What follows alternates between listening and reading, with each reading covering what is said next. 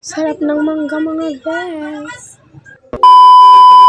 Hi mga besi ko, so ngayong araw nga itutur ko nga kayo sa bahay ng aking lola. So akit nga pala tayo sa taas ng ato. Ayan. Napakalamig kasi dito guys, ang lakas ng hangin.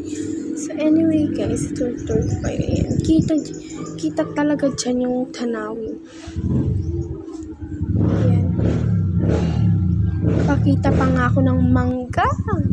Guys, gusto ko tuloy kunin. Uy, charis. Bawal yan.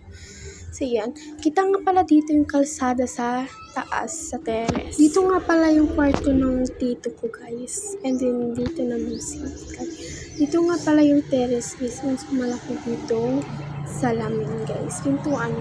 At makikita mo din dyan yung tanawin, guys. Diba? And then, pababangan na nga ako mga ate ko. So, ayan. Yan nga pala guys si lola ko. And then, dito naman yung kwarto niya. And then, ayan. Hindi pa nga natapos itong bahay nila. Hindi pa napinturahan. Hindi yan pintura. Kami na nga pala ako dyan mga besi ko. Dito na nga nagtatapos ang vlog. Bye-bye! Thank you for watching!